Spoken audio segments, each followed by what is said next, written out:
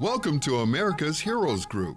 Welcome to America's Heroes Group. Today is Saturday, May 20th, 2023. Today we have the roundtable with our partner, Hines VA Women's Healthcare. May it's Mental Health Awareness, Military Appreciation, and Asian Pacific Heritage Month. Our host is Cliff Kelley. I'm Sean Claiborne, the co-host. Our executive producer is Glenda Smith, and our digital media producer is Ivan Ortega of Scouts Honor Productions. And we have a panelist with us, Lisa Korpolinski. She is a Hines VA program coordinator, and she's going to talk about the MOVE program because we know that obesity is a problem, but also amongst veterans. How you doing? Doing very well. How are you today, sir? Pretty good. So tell us, from what I understand, correct me if I'm wrong, about 69% of Americans are either overweight or obese, and a third of Americans, about 36%, are definitely obese. That is correct, and unfortunately, it's as high as 80% in our veteran population. Wow. Now, what is going on there? Is it because we just don't like PT? We got PTSD or something like that? No, not necessarily. We live in an ever-changing environment where a lot of things that support our health and our weight are not as easily accessible as perhaps they once were. I think we're kind of taking the need for activity a little bit out of our life. We're making things easier, but that's not always the best thing for our health in terms of reducing movement. We have accessibility to a lot of highly palatable, calorie-dense, not the most nutrient-dense foods at a lower cost. And in terms of, preparing our own meals, how to acquire healthier meals, some of that tends to get lost in the shuffle. There's a lot of things at play. So what does the MOVE program do at Hines? That's a great question. So MOVE is what we call a comprehensive lifestyle intervention. So I'm joined by a panel of experts in the areas of nutrition, behavior change, and physical movement or physical activity. And it is a 6-month program. We found that not just locally, but nationally, behavior change takes time.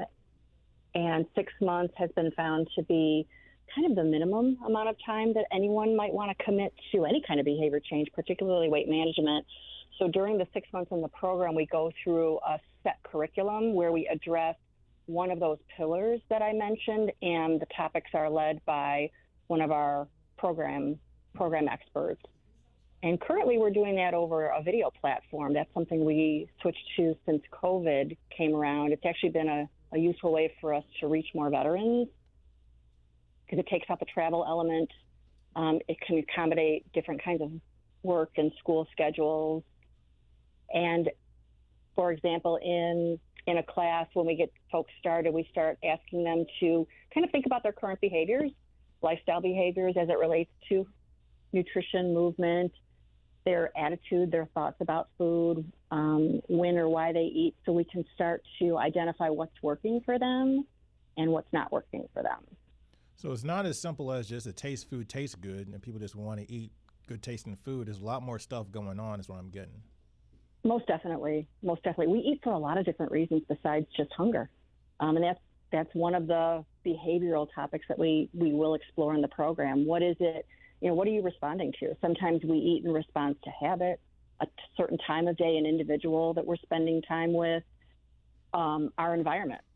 You weren't thinking of having a cookie, but it happens to be there on the counter, and you're like, hey, why not?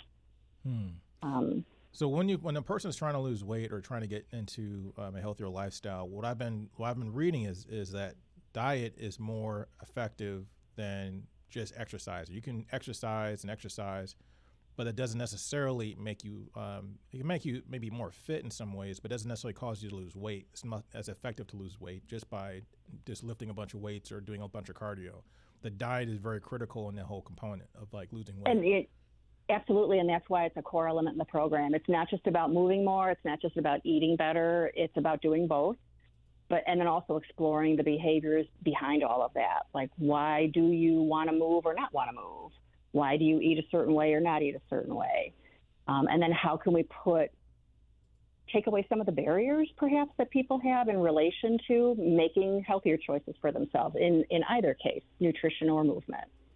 So also one thing I want to kind of see if I can pick your brain about, because of the fact that there's so much information on social media, particularly YouTube, about losing weight, take this magic pill, do this magic trick, do these things 10 times a day, and then you'll magically lose weight.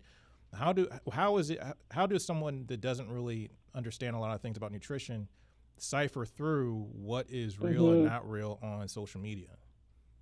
Absolutely. That's such a wonderful question. And I welcome participants to bring that into our visits, whether we're meeting in a group or whether we're meeting individually, because that is appealing. Those sites know what they're doing to grab our attention. And, when we're ready to make a change for anything, we want something that's effective, and they sure make those things sound effective. So we talk about in the program why those things are appealing in the short run and why they might give you results in the short run, but why they aren't necessarily effective in the long run. And I often ask them to think about, is this the first time you've ever tried something or have been interested in something like this, and what happened last time?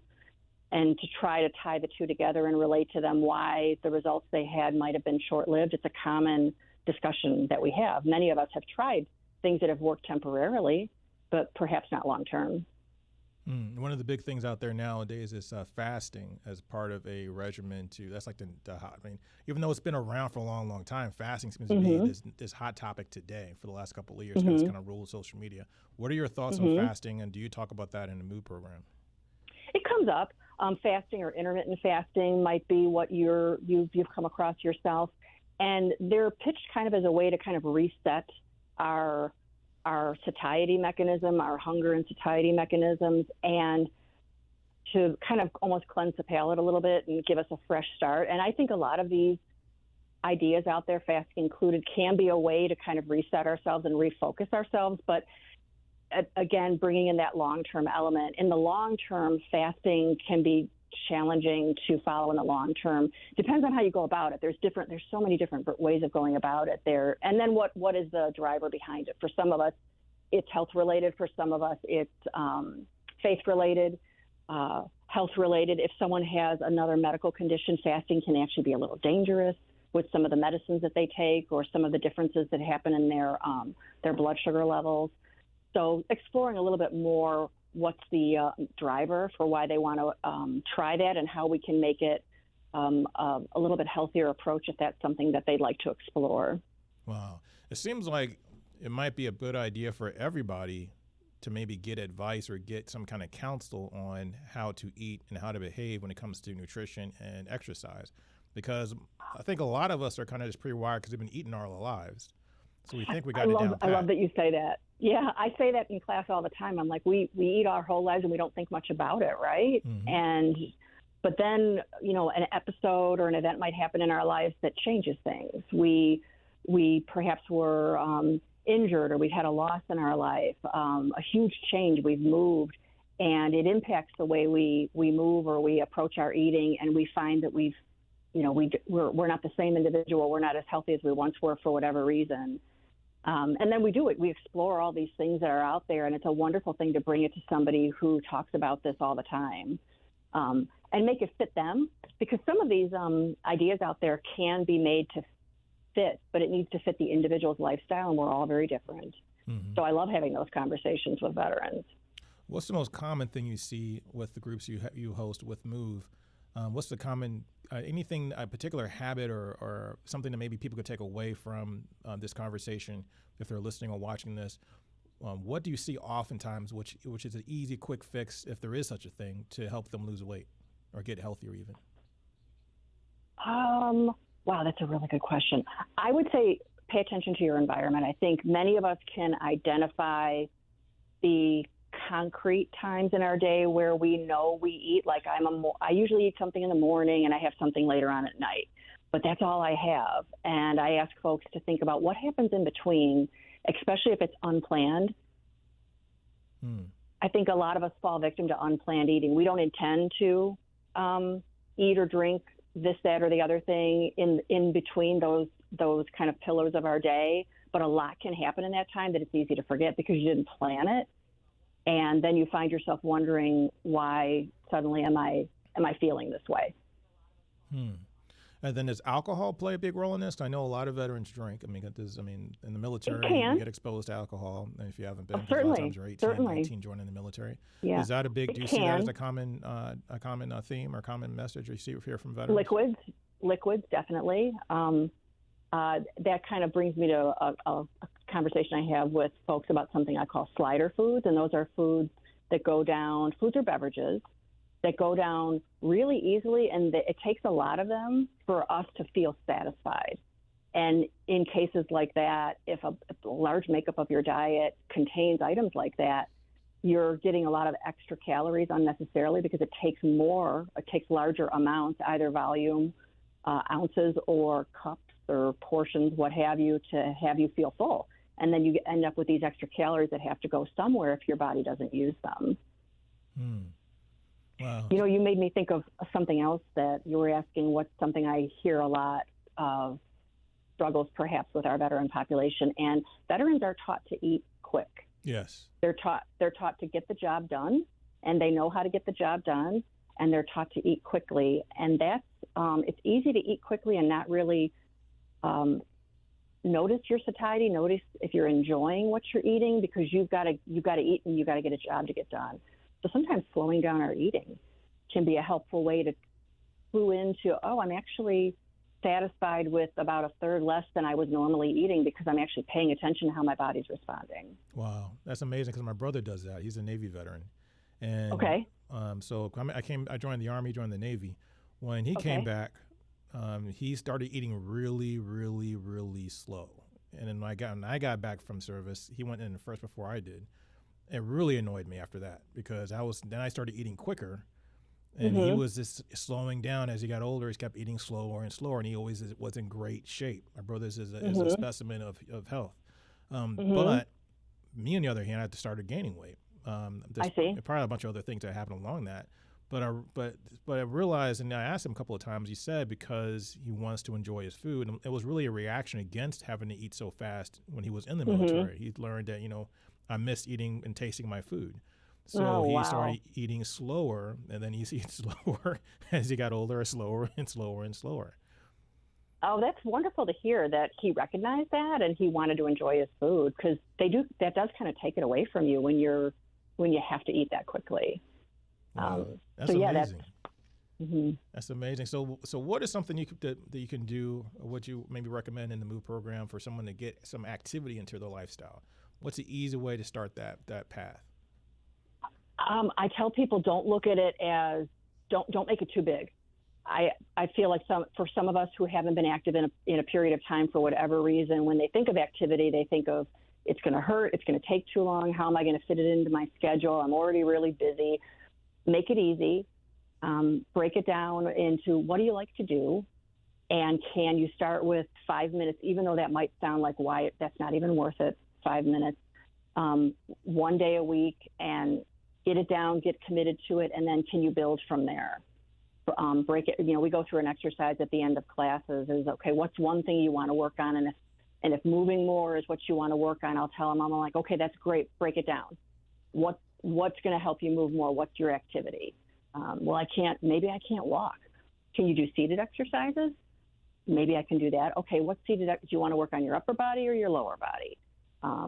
Pick, and then they'll pick upper body. And it's like, okay, can you do 5 minutes of a series of upper body exercises? And we've got actually a MOVE workbook that we provide to our participants.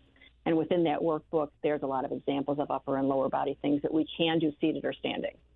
And that might be a way to get folks down get folks more active, is to help them break it down. It doesn't have to be everything all at once. Again, because veterans are used to getting the job done, right? Like, okay, I need to run a mile. Let me go.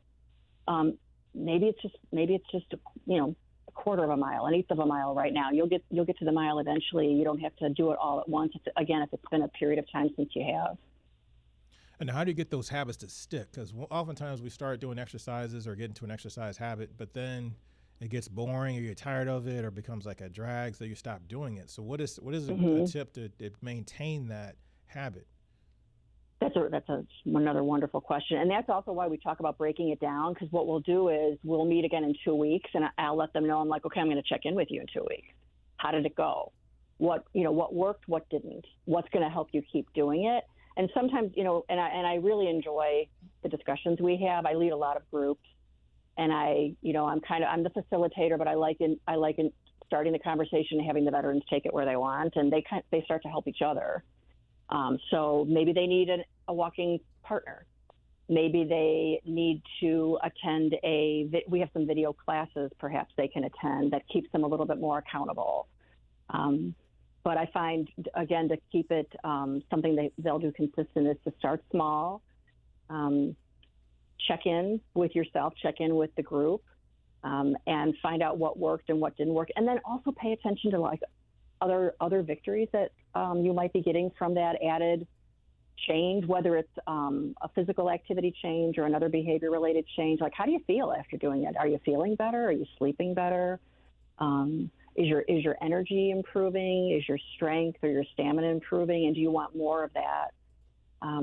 Sometimes those rewards, non-scale rewards, can help us keep going. And then some people actually are motivated by a reward. Like, okay, if I keep doing this, I'm going to do this for myself, or I'm going to go somewhere, or some reward for themselves. People, different things motivate us. So how do people get in touch with the MOVE program?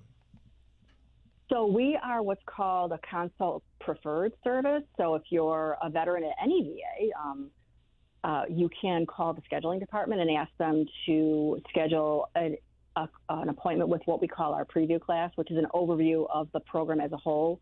We have a lot of options within the program to help people get started. Or their provider can submit a consult to us. That's another way to reach out to us. And then same thing, we'll reach out to the veteran and get them into one of those preview classes. Other providers can alert me through say, their progress note in the veteran's medical record. I have providers call me. I have providers instant message me. As much as I can do to remove those barriers to get into the program, they can call me. My number is in the directory, or I can provide it today. Oh, yeah. Give that number, please. Certainly. So my direct number is 708-202-7190. And I definitely have veterans calling me who don't have that consult in their record necessarily, but they're like, I heard about the program, I'm interested, and that's great. Let's get started. So the demographics of the MOVE program that you see, are they mostly older people that are retired, or they're younger people? Is it a mix? Are the men versus women? What do you normally see? What's a typical person comes in? If you and I were talking when I first started practicing, I would have told you older, over the age of 55, and primarily men. And boy, the demographic of our veterans is all over now, and it's nice. We definitely still see that same population, but I see a lot of female veterans and younger male and female veterans at that. So a lot more under the age of 40. So because of that, we have a variety of groups, and we do have a group tailored to our female veterans only if they want that experience. If they prefer, we have a lot of co-ed groups, and we have female veterans in there as well. But for any females who prefer a female-only experience, we do offer that. So my first impression when I heard about the MOVE program was that you were going to walk into the office and you're going to start doing PT. You're going to walk. A lot of people say that, and isn't that true though? Like the name of the program kind of lends itself to that. That's very true. That's very common. But it's not that and at all. It's part of what we encourage. Okay. And I'm grateful that at our main campus location, the Hines VA location, we do have our physical therapy expert offers a exercise. When I said PT, I didn't mean that's a military act. I meant physical training, not physical therapy per se. Oh, okay. So that's in the military we call PT physical training. Gotcha. But in the civilian world, it's physical therapy. Gotcha. I thought you were referring to the activity part of our program, because we do have a piece of that as well. So how does that part of it work? Now you got me curious. So so you guys do therapy for people that need therapy?